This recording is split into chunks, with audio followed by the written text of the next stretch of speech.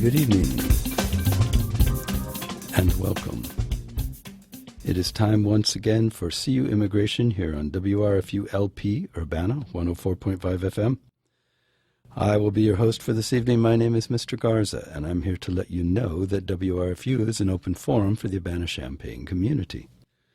Views expressed are those of the speakers and are not intended to represent WRFU, UCIMC, Urbana Socialist Forum, or UPTV, as we say on the televised version of this show. And I'm off to the good start coughing. These views are our own, and by our in this instance, I mean myself, myself, and I, all three of us, are here to speak to you today. So, so, hi. It's actually really nice outside right now, in case you haven't noticed or haven't been outside. It's been all over the place today, but at the moment, right now, it's nice. So let's hope it stays that way for a while. It's supposed to rain and get hot and do all sorts of things. We'll see. I don't know what's going to happen, but whatever it is, I hope that it isn't too hot. It isn't unbearable. Let's put it that way. Because you never know. I mean, it could be something. Anyway, I thought today I would talk about something. I skirt around this issue a lot. Well, first of all, for new listeners, or those not familiar with the show, this show, CU Immigration, is about immigration. Immigration policy, what's going on locally, what's going on nationally, what's going on internationally with immigration, and who's doing what and why and how it affects immigrants. The show is an unabashedly pro-immigrant show, by which I mean to say that I support immigration, I support immigrants, I support the whole notion of letting the people that want to be here come here. And that is, in some circles, not a very popular opinion, I suppose. Sorry, I'm off to a bad start here with my voice, but it's all I've got to work with, so hopefully you can bear with me. So I thought, having said that, one topic that I wander around but never really focus on very much is morality, I guess you could call it, ethics and morality. Generally, when people discuss immigration, they talk about it in terms of what does it mean to us, How should we feel about this? How do immigrants affect our lives? It's a very, for lack of a better way of putting it, very selfish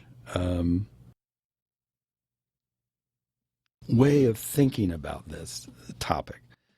It's motivated, I suppose, by people saying, well, this country, this land is ours.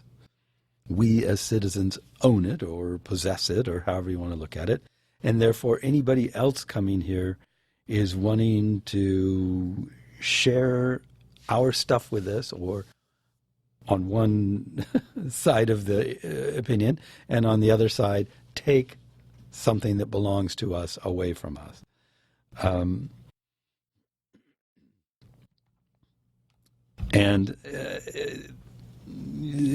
We get into that aspect of it from time to time, but we don't talk about ethics or morals very often, I think, because in a way it seems like it's kind of a quaint, sort of outdated way of thinking about things.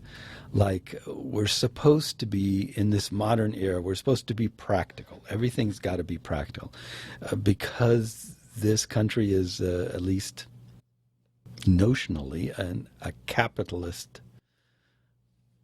Our economy is organized around the notion of capitalism.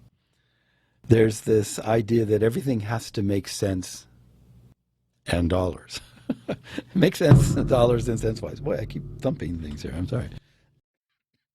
It's very loud. Um, and so I find myself again and again talking about immigration from the standpoint of economics. Like, do immigrants really cost us money? Do they really take our jobs? Do they really do this and do they really do that? As the argument on the anti-immigrant side seems to make. And it primarily, I've noticed, makes the argument on a fiscal, financial kind of thing.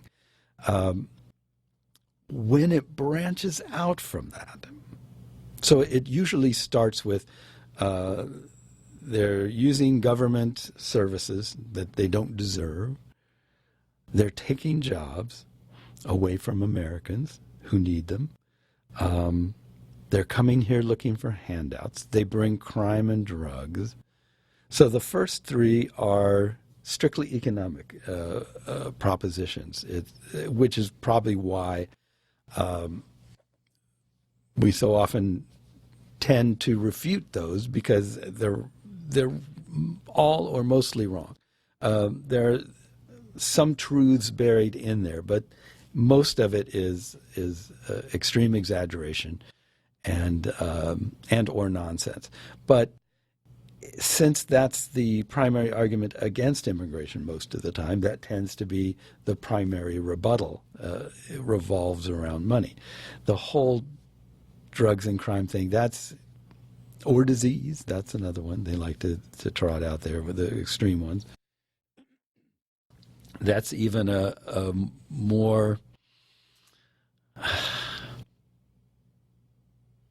want to say exaggerated, but that's not really the right way. I mean, it's more fevered, more.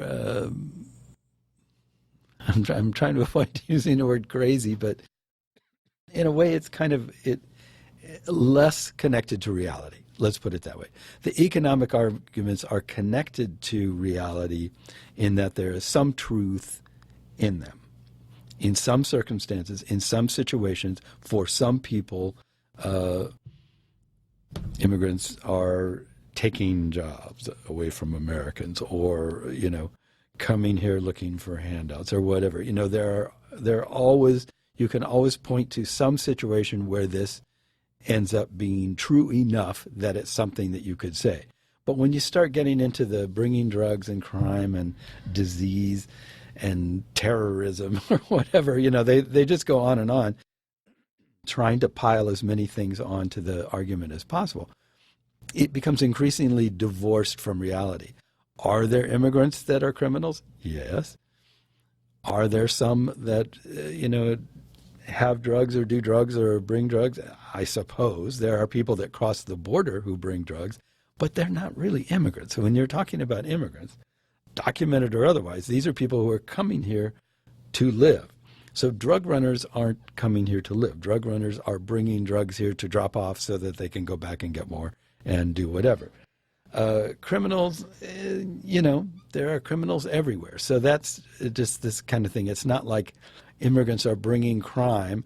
Human beings commit crimes, and immigrants are human beings. Therefore, some of them are criminals, some of them are not. Some citizens are criminals, some are not, etc., and so on. Terrorism thing is just even farther out on the nonsensical tree limb. But it goes on and on and on like that. And the notions are always fearful, fear of loss. We're losing something that's ours, that we deserve, and it's being taken away. Our culture is being eroded. Our religions are being put in jeopardy by new religions coming in. English language is being marginalized by these other new languages and people who refuse to learn English, and so on. It's like, really, it's a notion of loss, which in a sense gets back to the whole idea of sort of a selfishness and this is mine and you're taking it away, or I like things this way and you're changing it, or something like that. So these are sort of what is lives, flies, lives. I don't know what I was going to say, but it was a combination of words there that goes under. It's the undercurrent of what people are talking about when they're talking about immigrants being a bad thing. But I want to get back to this notion of morals, because morals, I don't know about you, and I certainly don't know about a lot of people, particularly commenters on the internet, who tend to be like really disturbing people, or so it would seem a lot of the time. But I have a very strong moral framework, ethical framework. And this notion is often is co-opted frequently by religious people, even to the extent that they assume that that morals come from religion, and that if you have no religion, you therefore, ergo, have no morals. It is just impossible, because there can be no such thing. You are amoral if you are irreligious, and you are moral if you are religious.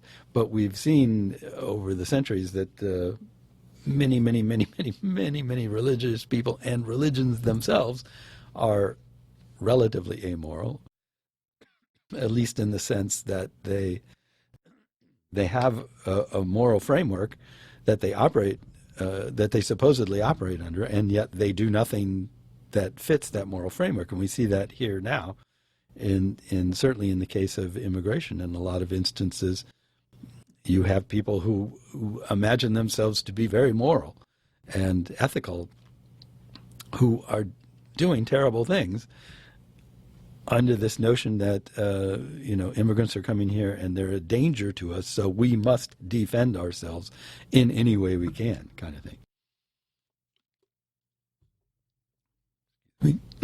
But stepping back, morals are not related to religion.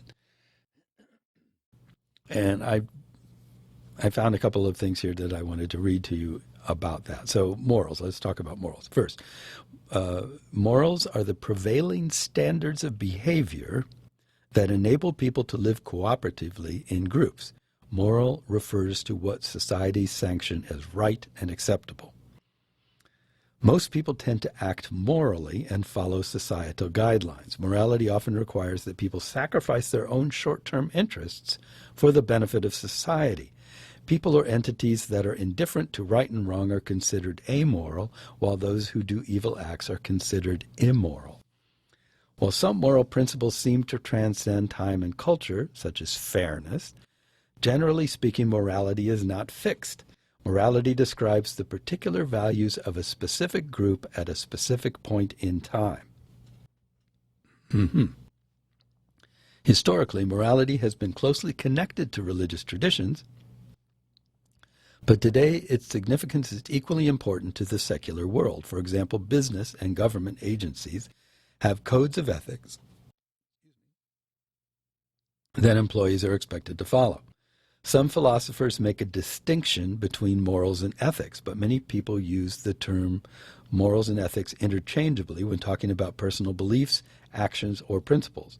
For example, it is common to say, "My morals prevent me from cheating." It is also common to use ethics in this sentence instead. So morals are the principles that guide individual conduct within society. And while morals may change over time, they remain the standards of behavior that we use to judge right and wrong here and now. So this is something to think about. This is important, because as a society, we need to have a moral framework. We don't have to agree on everything, but we need to agree. I remember touching on this in another show. We at least need to agree what we're trying to achieve in a broader sense. For example, you can take something like the abortion debate as a hot button issue that people will really get passionate about. And there are people that absolutely see abortion as murdering a baby. There are people that absolutely see abortion as a medical procedure that is simply correcting a situation that a woman is, how can I put it, that a woman has a medical condition that could and would ultimately, if left uncorrected, result in her having a baby and having to deal with everything that goes along with that. So these are like, it's either correcting a medical condition that someone does not want or doesn't feel capable of dealing with versus murdering a baby. Now, you could say this is a big moral question and that the morals are different on this. And indeed, people's morals lead them to these kinds of beliefs. So, but we don't have to decide which one of those is correct to decide that we as a society, say, value life. For example, we can say, okay, we value life. We think life is precious, that we think life should be cared for, not treated casually, not thrown away for no reason, etc. I mean, we can agree that that is the ultimate goal and then argue about the individual pieces, what is or does not fit into that framework. But we should at least have that basic, not necessarily that one, but a basic belief that we're arguing from, because when we don't, that's where we get into these, like, your group, your side is wrong, everything about you is wrong, there is nothing, no redeeming qualities to your belief system, therefore I have to reject you. You are my enemy. You are opposed to everything that I believe in. And I have found myself saying this about some so-called conservatives or right-wing kind of thinking people, is that they're just opposed to everything that I believe in. But I don't think that's necessarily true. What I think is the case is that we have defined morals downwards from being big kind of general beliefs. These are the right things. Doing this is a good thing. Being this way is good.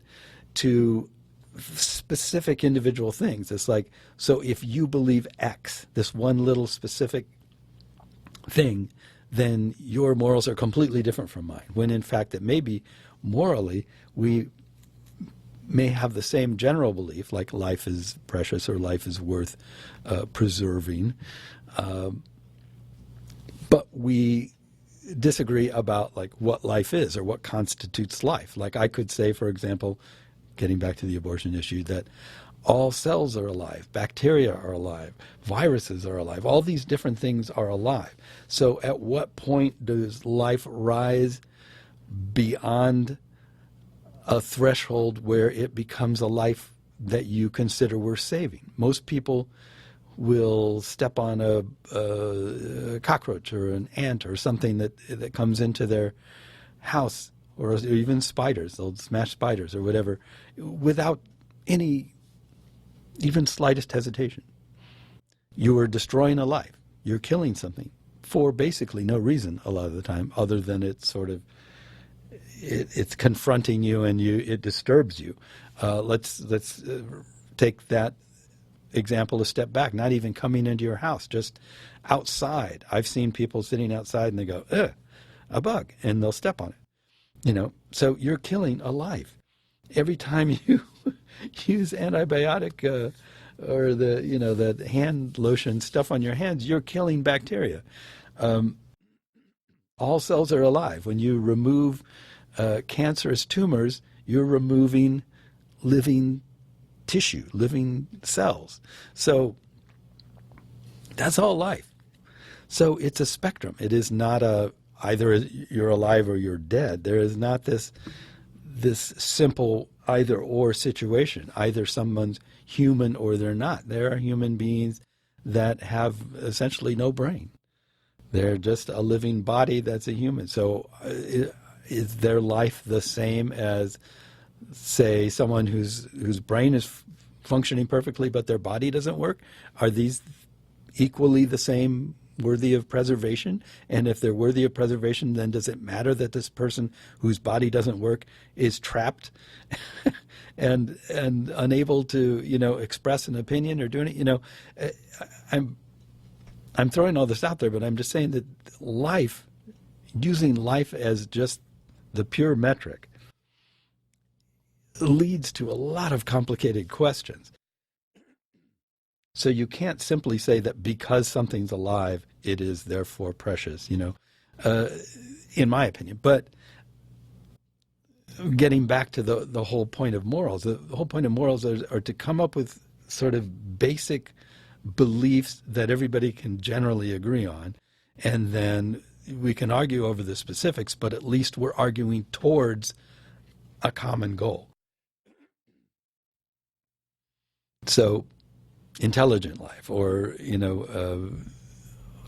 a living being that understands its own life, or something like that. Maybe that's what's worth preserving. I don't know. I don't want to get too far afield into that, because that is its own huge conversation. But you see what I'm getting at, that morals are something we need to define. If we're going to live together in a society, we need to define what we as a society believe right and wrong is, what things are right, what things are wrong. And there may be things where you will think, well, that I don't agree with that, but everybody else does. So as far as everyone else is concerned, this is right. And, you have to accept that you're out of step with the majority. Anyway. But getting on back to, so morals and ethics. So let me read this bit about ethics. So ethics, also called moral philosophy, the discipline concerned with what is morally good and bad, right and wrong. The term is also applied to any system or theory of moral values or principles. How should we live? Shall we aim at happiness or at knowledge? Virtue or the creation of beautiful objects? If we choose happiness, will it be our own happiness or the happiness of all? And what of the more particular questions that face us? Is it right to be dishonest in a good cause? Can we justify living in opulence while elsewhere in the world people are starving? Is going to war justified in cases where it is likely that innocent people will be killed? What are our obligations, if any, to the generations of humans who will come after us and to the non-human animals with whom we share the planet? Ethics deals with such questions at all levels.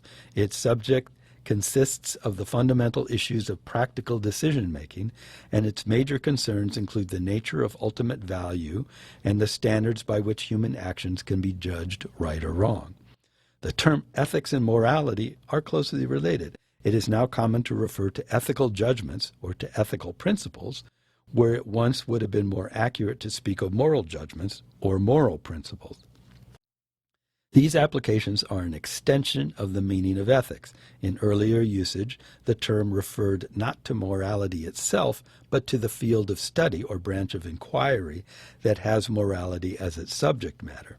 In this sense, ethics is equivalent to moral philosophy. In other words, your ethics are the various ways you put your moral beliefs into action. So, I wanted to start out with that because I think this is a topic, or this is a framework through which we should be looking at the topic of immigration going forward. Certainly, we should have been looking at it this way all along, but immigration has gone through all sorts of changes in people's minds, and time again, it has been a topic that revolves around fear of the unknown, a selfish desire to keep what I currently have for myself and not to share it with anybody else, and notions of race and racial superiority and so on. So it really has been not a topic that has been judged in moral terms, but in practical terms or hysterical terms. And I feel very strongly that right now, at this point in history, more so than any time in my life, and certainly for a while now in this country. I mean, we've been here before or in similar places, and I would hate to think that we're going to have to come here again. But for right now, we're in an extremely volatile situation where morals and ethics have just gone out the window. And the primary judgment is practicality. It's political power. It's racial superiority, racial purity, if you will. It's things like that that are guiding the conversation more often than not. So I have an article here I wanted to read really quickly. It's entitled, "Here's the Reality About Illegal Immigrants in the United States." And this is talking about people that come here for whatever reason without proper documentation, or they overstay their visa or whatever. So it reads, "There are 11 million of them, the best estimates say, laboring in America's fields, atop half-built towers and in restaurants, kitchens, and swelling American classrooms, detention centers, and immigration courts. Carlos, an undocumented immigrant who lives in Los Angeles, fears he will be deported. He has been living in America since he was 8 years old and owns a business. In the public's mind, the undocumented, the people living here without permission from the American government, are Hispanic, mostly Mexican, and crossed the southwestern border in secret. In the eyes of their advocates, they are families and workers, taking the jobs nobody else wants, staying out of trouble, here only to earn their way to better, safer lives for themselves and their children. At the White House, they are pariahs, criminals who menace American neighborhoods, take American jobs, sap American resources, and exploit American generosity. They are people who should be and will be expelled. Illegal immigrants can be many of these things and more. 11 million allows for considerable range, cross-hatched with contradictions. There may be no more powerful symbol of how fixedly Americans associate illegal immigration with Mexico than the wall Trump has proposed building along the southern border. But many of the unauthorized are not Mexican. Almost a quarter are not even Hispanic. So then there's a whole list of countries here. Guatemala, 723,000. El Salvador, 465,000. These are just estimates based on any number of research, but I don't have the specifics for how they're arrived at, but they give you a general idea. Honduras, 337,000. China, 268,000. India, 267,000. Korea, 198,000. Mexico, 6.2 million. After Mexico, Guatemala, El Salvador, and Honduras, the largest number of unauthorized immigrants comes from China, an estimated 268,000, where deportations run aground on a less literal wall. China is one of 23 countries that do not cooperate with deportations. They tend to be younger. The Pew Research Center has found that adult unauthorized immigrants were, at the median, about a decade younger than American-born adults and skew slightly more male than the rest of the country. Geography and demography are only two ways to anatomize these 11 million. Circumstances offers another. As he seeks to tighten law enforcement's grip on unauthorized immigrants,